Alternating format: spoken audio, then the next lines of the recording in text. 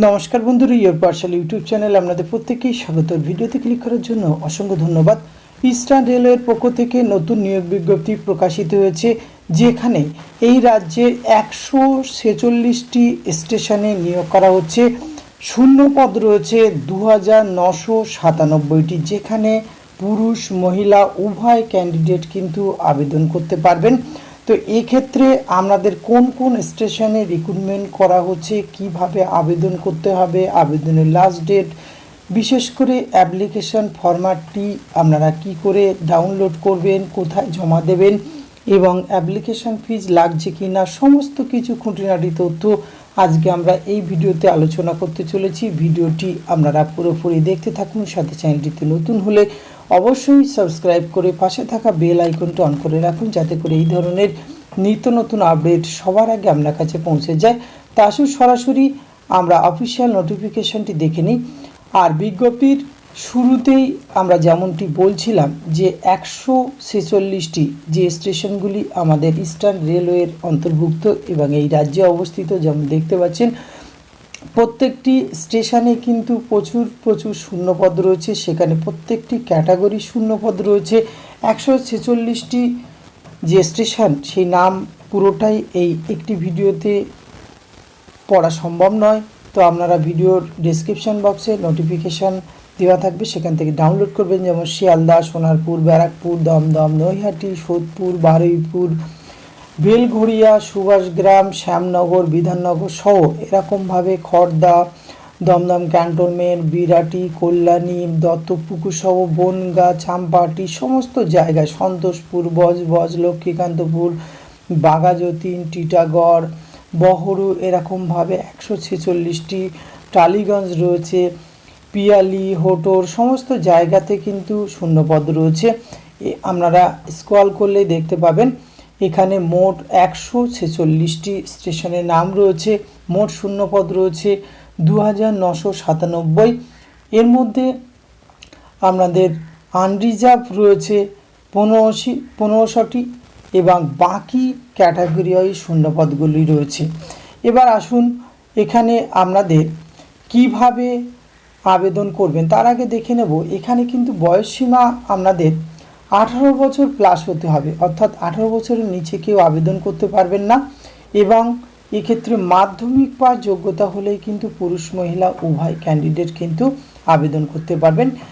এই যে অ্যাপ্লিকেশান ফরম্যাটটি দেখতে পাচ্ছেন, অ্যাপ্লিকেশান ফরম্যাটটি আপনারা কিভাবে ফিল আপ করবেন। প্রথমে এখানে একটি স্ট্যাম্প সাইজের ছবি আপনারা এখানে দেবেন।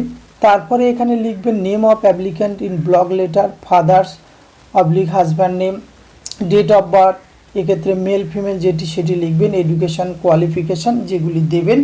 সেক্ষেত্রে মাধ্যমিক পাস ছাড়া অন্য অন্য কোয়ালিফিকেশান আপনি দিতেই পারেন, কিন্তু ন্যূনতম মাধ্যমিক পাস লাগবে। আর আপনি যদি SC ST OBC মাইনরিটি এই ধরনের হয়ে থাকে তবে অবশ্যই কিন্তু আপনার ডকুমেন্ট সাবমিট করতে হবে। রেসিডেন্সিয়াল অ্যাড্রেস অর্থাৎ আপনার বাড়ির পাশের স্টেশনের জন্য কিন্তু আপনি আবেদন করবেন, কারণ আপনার বাড়ির কাছে নিয়ারেস্ট যে স্টেশন, প্রত্যেকটি স্টেশনে শূন্যপদ রয়েছে। বিজনেস অ্যাড্রেস, যেহেতু এখানে JBTS প্রিমিসিসে আপনাদের রিক্রুটমেন্ট করা হবে, ডিস্টেন্স JBTS সেটি লিখবেন। আর এক্সপিরিয়েন্স যদি সিমিলার কিছু থাকে এরকমভাবে। আরেকটি আপনার লাগবে certificate clearance from criminal case, এই ধরনের যদি থাকে সেটি আপনাকে দিতে হবে, জানাতে হবে। Aadhaar card, voter card, PAN card, ration card, attested copy যে কোনো একটি দিলেই হবে। কন্ট্যাক্ট নম্বর দেবেন। পরবর্তী ক্ষেত্রে সিলেক্টেড ক্যান্ডিডেট হলে আপনাকে এই নম্বরে জানানো হবে। নেম অফ নমিনি এবং নম্বর অফ এনক্লোজার এইগুলি দিয়ে কিন্তু আপনাকে ফিল আপ করতে হবে। করার পরে আপনাকে নির্দিষ্ট জায়গাতে কিন্তু জমা দিতে হবে। এবার আসুন এই অ্যাপ্লিকেশান ফরম্যাটটি আপনারা কোথায় জমা দেবেন। এক্ষেত্রে আপনারা সমস্ত ডকুমেন্টস সেলফ অ্যাটাস্টেড করবেন, করার পরে একটি খাম সিল করবেন, করে তার উপরে লিখবেন the office of senior divisional commercial manager eastern railway, Sealdah 16 Kaiser street, Kolkata 70014। এই অ্যাড্রেসে কিন্তু আপনারা ওয়ার্কিং ডেতে জমা দেবেন। এক্ষেত্রে আপনারা অফিসিয়াল ওয়েবসাইট ভিজিট করতে পারেন www.er.indianrailways.gov.in। এই অফিসিয়াল ওয়েবসাইটে আসলে আপনারা কিন্তু ডিটেলস সমস্ত কিছু জানতে পারবেন। অ্যাপ্লিকেশান ফরম্যাট আপনারা এই ভিডিও ডেসক্রিপশন বক্সে দেওয়া থাকবে, সেখান থেকে কিন্তু ফিল আপ করে বা ডাউনলোড করে নিয়ে ফিল আপ করবেন।